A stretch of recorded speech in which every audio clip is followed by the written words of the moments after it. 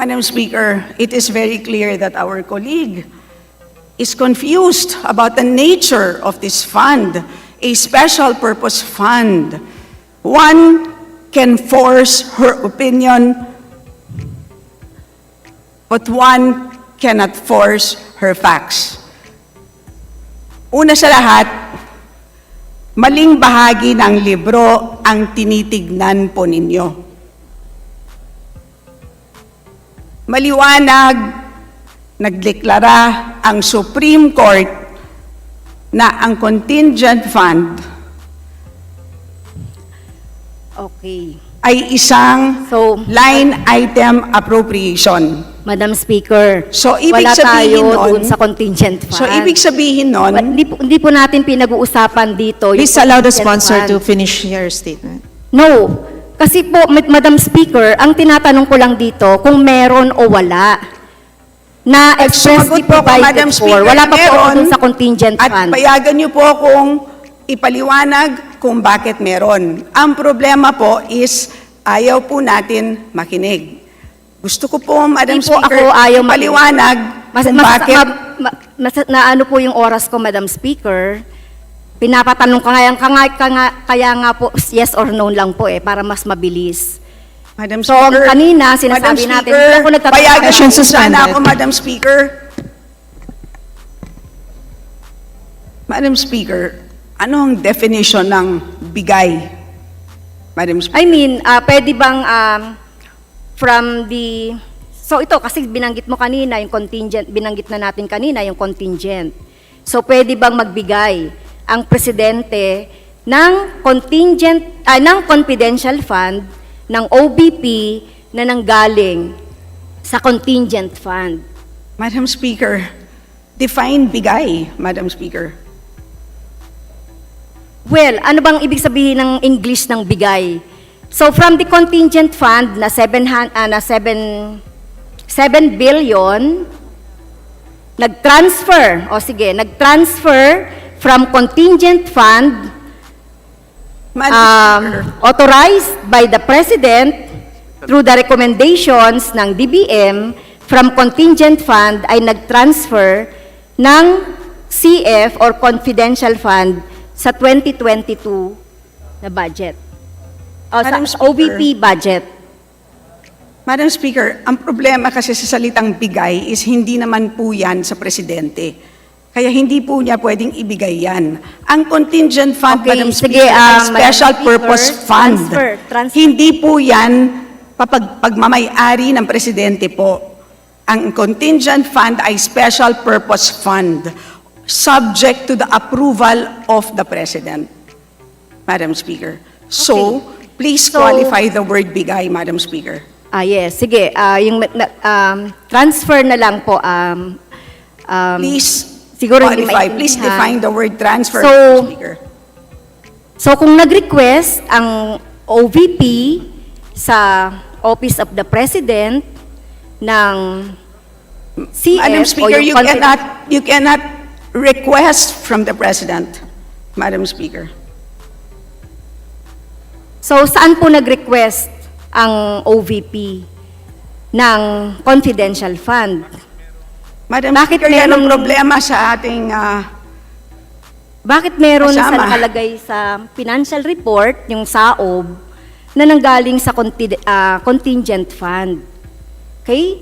So, galing sa contingent fund, itong 125, plus yung, Madam Chair, yung medical, medical expenses na more than 90 million, medical or financial expenses. So ang total nga niya na nanggaling sa sa contingent fund ay 221 billion 424. Madam Speaker, it is very clear that our colleague is confused about the nature of this fund, a special purpose fund. This is lodged with the DBM. Madam Speaker, So- hindi po ako confused. Alam ko po yung sinasabi ko. Okay? So based dun sa mga documents, so ang sabi mo kanina,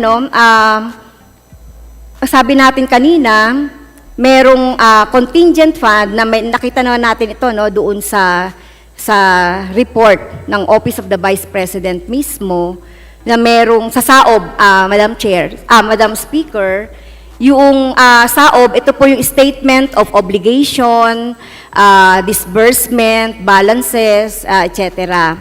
na may nanggaling sa contingent fund at dinala doon sa doon sa Office of the Vice President.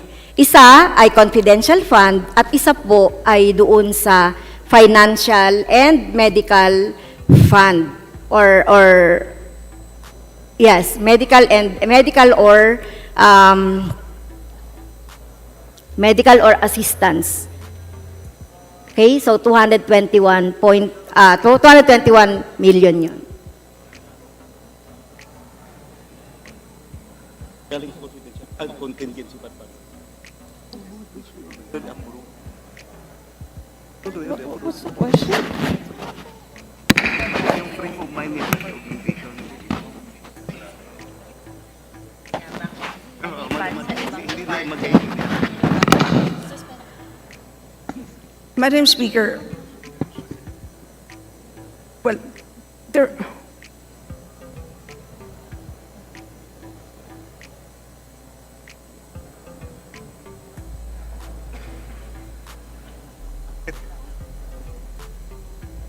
Madam Speaker,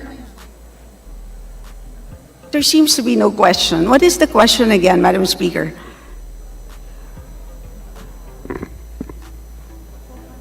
Okay, parang nasasayang yung oras natin, Madam Speaker. So, I think hindi ko nakakayanin yung time kung papayagan pa. Well, Madam Speaker, I will gladly give Okay. you how much, Sige.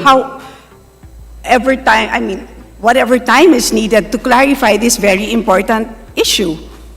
Kahit na 2 oras po tayo dito, I will give it to you. Okay, thank you, Madam Speaker. Thank you for our distinguished sponsor. So, kanina, ang sinasabi ko, Madam Speaker, At wala pong medical expense po dyan. Wala po ako nakita medical expense sa mga dokumento. okay? So, kung bibigyan lang ako ng pagkakataon, Madam Speaker, doon sa pinanggalingan nitong tinutukoy nating 125 million na confidential fund at saka doon sa tinutukoy nating 96.4 na medical or financial assistance kasi naka-reflect doon sa SARO. Kung pwedeng maipakita, Madam Speaker, sa PowerPoint, meron din po tayo noon. Yung sa SARO,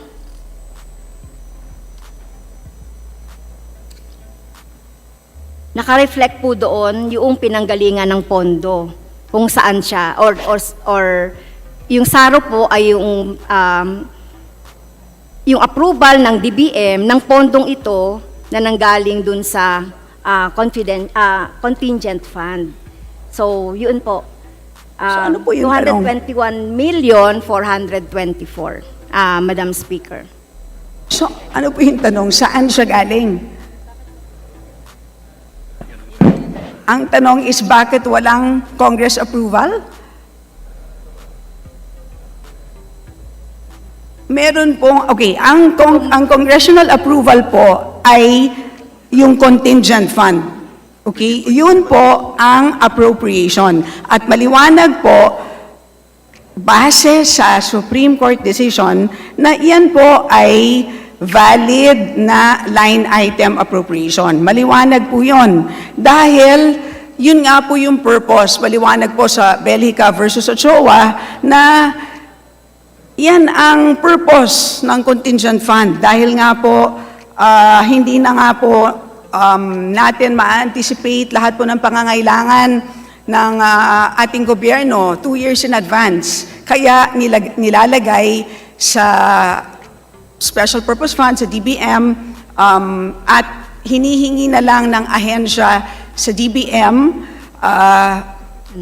ang kanilang pangangailangan in kaso na merong new or urgent project or activities as they go along. So yun po ang purpose. At naka-indicate po sa special provision ang mga examples sa ganyang mga pangangailangan, but it is very clear na hindi limited sa tatlong examples na naka-enumerate. So yun po, dito sa special provision, ito po ang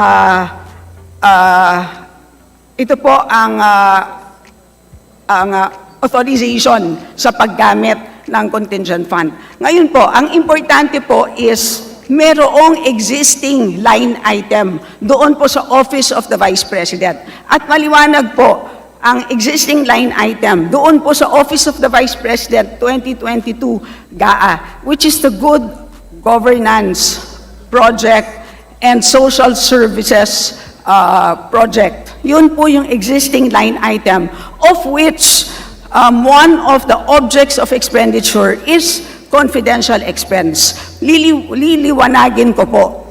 Ang confidential expense is not a line item. Hindi po siya line item. Hindi po lahat na nakikita ninyong salita doon sa NEP o sa GAA ay line item. Hindi po. Ang line item lamang sa NEP o sa GAA ay ang tinatawag na projects, activities, or programs. Yung PAP, yun lamang po ang line item. Ang iba po doon, yung objects of expenditure, hindi po yung online item.